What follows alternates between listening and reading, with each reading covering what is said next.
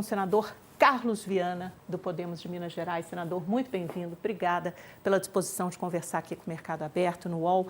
Senador, quero começar a te perguntar esse balanção, assim. A gente começa desse cenário mais global, um balanço das visitas, dos encontros que essa comitiva de 8 senadores, uma comitiva suprapartidária, teve em Washington, segunda-feira e terça, segunda no encontro com empresários americanos e depois com parlamentares. Então, se o senhor puder começar a falar do setor empresarial, depois a gente passa para a política. Bom dia, Amanda. Bom dia a todos que nos assistem pelo UOL. Bem, nós chegamos aqui com a missão de tentar entender com clareza e profundidade o que está acontecendo. E com uma espada, né, sobre a nossa cabeça no Brasil, com essa questão do tarifaço a partir do dia 1º. Então, buscamos aliados. Nós conversamos primeiramente com as grandes corporações que têm investimentos no Brasil ou importam do Brasil. Nomes de peso como Caterpillar, Cargill, Dow Química estiveram reunidos conosco na Câmara de Comércio e se comprometeram a um manifesto que nós esperamos hoje seja divulgado, pedindo ao governo dos Estados Unidos o adiamento que nós esperamos e, principalmente, a abertura do diálogo. Agora, o que levou, de fato, os Estados Unidos a nos colocar nessa posição, como todos estão dizendo, uma surpresa muito grande. E aqui nós tivemos como entender com clareza. O grande problema são as decisões que o Brasil vem tomando nos últimos anos de afastamento dos Estados Unidos, mas principalmente de um jogo geopolítico que nós passamos a apoiar naqueles que são rivais hoje deles aqui nesse país. Para que as pessoas entendam bem, os Estados Unidos têm dois pilares que sustentam os governos e a sociedade americana. Primeira coisa, ganhar dinheiro. Eles vivem para isso, eles fazem negócio, eles querem ganhar sempre e sabem o poder que têm. O segundo, a questão militar. Para os Estados Unidos é uma questão de honra as frotas americanas estarem espalhadas pelo mundo e ninguém ameaçá-los. Isso é uma visão deles. E vem a China e começa, de fato, a ter uma disputa com os Estados Unidos. E o Brasil, no meio dessa história, que é um parceiro importante, que o Brasil é um país importante, começa com o BRICS apenas um bloco comercial. Daqui a pouco, anuncia-se a troca do dólar, anuncia-se a ampliação de satélites com a China, anuncia-se a construção de cabos submarinos para transmissão direta dos países. Aí os Estados Unidos se incomodaram. Então, a meu ver, é minha opinião, que a questão política foi apenas uma desculpa, um ponto para se fazer uma carta, que é uma questão pessoal. E eu ouvi isso de estrategistas do Partido Republicano que pediram confidencialidade. Eu consegui conversar com 3 deles e eles estão dizendo com muita clareza: o Brasil precisa se realinhar, se reaproximar, mas principalmente definir essa questão da geopolítica, porque cabos e satélites podem ser usados numa visão até militar. Não é que o Brasil tem um acordo militar, mas é uma visão de que esses instrumentos ajudam a China a terem uma preponderância militar e ameaçam, naturalmente, a questão do satélite. Então, nós estamos no meio de uma guerra entre Estados Unidos e China e, como você disse bem, nós estamos enfrentando um iceberg. A questão política é só a ponta de toda essa relação. O problema está ali por baixo e que está agora com o presidente Lula, de buscar um gesto de aproximação e nos colocar, né, numa outra possibilidade de relação com os Estados Unidos. Senador, vamos desdobrar esse raciocínio. Eu só vejo 2 problemas com essa visão. Primeiro, o que justifica o Brasil, no primeiro momento, ter ficado na parte de baixo do tarifaço, com uma taxa de 10%, e, repentinamente, se não a justificativa política, subir para essa taxa punitiva, praticamente um embargo de 50%. E o segundo problema com essa visão é que o Brasil não está no BRICS sozinho, como o próprio acrônimo, a sigla, indica, há vários outros parceiros. A Índia não foi punida dessa forma, por exemplo, e outros países, a África do Sul, e outros países agora que se juntaram ao BRICS. Como é que eles justificam isso? Bem, a Índia imediatamente buscou acordos com os Estados Unidos. Segundo ponto, a Índia é grande consumidora de tecnologia dos Estados Unidos. A Índia é a maior compradora hoje na Ásia dos caças F-16 dos Estados Unidos. Então, eles têm uma relação de interesse comercial com a China muito maior do que tem conosco. E o Brasil, nós temos que lembrar aqui, hoje a principal voz do BRICS não é o Putin, não é o Xi Jinping. A principal voz do BRICS hoje é o presidente brasileiro, Luiz Inácio Lula da Silva. E é ele quem tem feito os discursos anunciando as novidades que o BRICS tem. A última, se você prestar bastante atenção, poucos dias antes da carta, foi a possibilidade de trocar o dólar por uma moeda comum. Isso iniciou um processo dentro dos Estados Unidos de preocupação com as ações que virão. Porque os Estados Unidos, vejam bem, tem superávit conosco. Só tem 3 países no mundo em que os Estados Unidos vendem mais do que gasta. União, Grã-Bretanha, Inglaterra e os países lá da Grã-Bretanha, a Austrália e o Brasil. Isso tudo mostra claramente que eles não estão preocupados conosco, com o nosso comércio, estão preocupados com a geopolítica internacional de domínio deles. Então, esse ponto é muito claro. O porta-voz do BRICS no mundo é o presidente Lula. E isso tem. E outra coisa, Amanda, é bom que a gente lembre aqui um outro ponto que eu ouvi e deixou claro ontem, os parlamentares nos colocaram com clareza, porque disseram assim, muitas críticas, visitar parlamentar do Democratas não vai adiantar nada. Adiantou muito, porque os democratas ontem nos disseram que há um projeto que vai ser votado em agosto, possivelmente, entre agosto e setembro, que todos eles vão votar, que vai punir com mais sanções os países que se relacionam com a Rússia. Então, nós estamos enfrentando essa crise agora, nem soubemos ainda como desfazer esse nó, e podemos enfrentar uma outra crise já a partir de setembro, porque a Rússia é o grande fornecedor do agro brasileiro na questão do fosfato. Para nós, a sobrevivência sem o agronegócio é muito mais difícil. Então, vejam bem, o cenário brasileiro hoje, eu diria, é de se reposicionar, não é deixar de ter comércio com a China, mas também não esse abandono que foi a relação com os Estados Unidos. O próprio democrata que conversou comigo, que é o nome dos acordos bilaterais, que está desde Reagan fazendo as negociações pelos republicanos, ele disse, olha, senador, os Estados Unidos retirou o embaixador de Brasília, do Brasil, e os senhores não reclamaram. Os senhores não falaram absolutamente nada. Isso é uma demonstração clara de que os senhores não querem parceria com os Estados Unidos.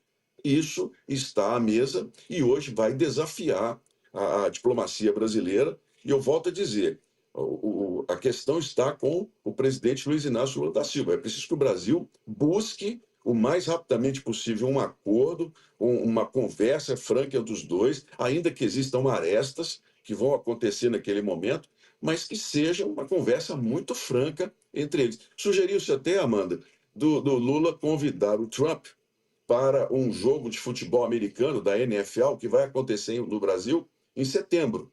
Nós teremos um jogo aqui do Campeonato Americano, né, em território brasileiro. Então, se convidar numa uma boa conversa o Trump para visitar o Brasil. Eles têm boa vontade.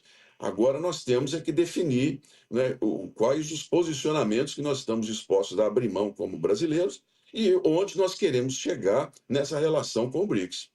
É saborosíssimo esse detalhe de convite para um jogo da NFL no Brasil. Agora, senador, se o Brasil está com as portas tão fechadas aí na Casa Branca, como desobstruir esse canal, para usar um termo que foi utilizado ontem numa entrevista do ministro Fernando Haddad para a CNN? Quer dizer, como chegar até a Casa Branca? Porque mesmo vocês, senadores, enfrentaram dificuldades. Veja que vocês se reuniram com vários parlamentares do Partido Democrata, mas apenas um republicano atendeu vocês. E não foi um deputado republicano muito próximo ao Trump. Quer dizer, foi alguém até que caiu um pouco em desvantagem lá com o Trump, porque votou contra o Big Beautiful Bill, a política econômica lá dele. Quer dizer, tá difícil chegar na Casa Branca, né? Como é que trilha esse caminho de volta? Bem, nós nunca tivemos aqui a expectativa de sermos recebidos pela Casa Branca, porque nós somos parlamentares. E quando nós falamos em governos, né, presidentes recebem presidentes, ministros recebem ministros, parlamentares recebem parlamentares. Não, eu estou falando do Lula aqui, mesmo. Assim, pois não. Não, me referindo ao Lula, né? O Lula diplomacia, trilhar esse caminho de volta.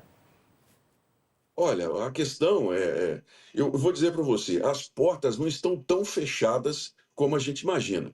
Você noticiou há pouco que o encarregado de negócios dos Estados Unidos anunciou que os produtos tipicamente brasileiros, né, não produzidos lá nos Estados Unidos, podem não ter tarifa, ou seja, eles estão analisando as questões ponto a ponto.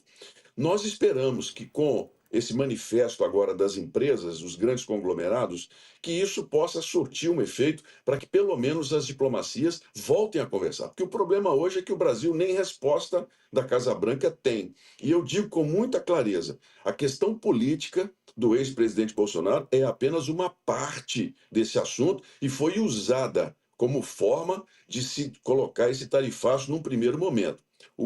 Os Estados Unidos não vão aceitar publicamente que eles estão com medo, preocupados com o BRICS. Eles são grandes demais para poder dar essa. Dizer, olha, o Brasil está tomando. Não, eles querem ser respeitados em todos os meios, dizer que são muito fortes. Mas o que está por trás de toda essa questão é exatamente a posição brasileira e o presidente porta-voz de um BRICS que hoje é uma ameaça aos Estados Unidos, inclusive às grandes empresas americanas.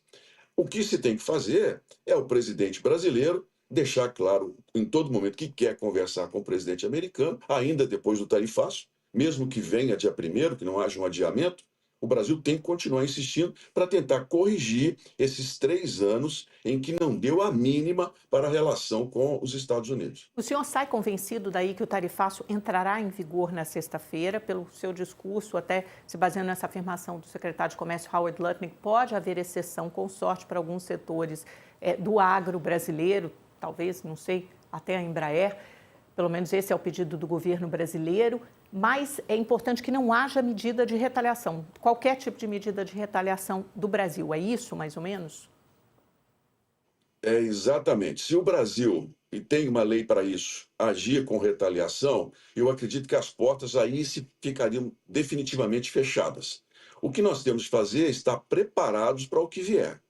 Se vier tarifaço, o Brasil tem que buscar saídas, os exportadores têm que buscar um caminho de sobrevivência. Isso vai nos trazer uma tribulação, vamos dizer assim, uma tormenta muito grande, mas pode se superar ao longo do tempo. Mas o mais importante aqui, eu acredito que, dependendo da maneira como nós tivemos esse manifesto das empresas, e isso ficar mostrado para os americanos o prejuízo que eles terão, há uma possibilidade, ainda que pequena, de adiamento. Eu creio nisso, de que a gente possa ter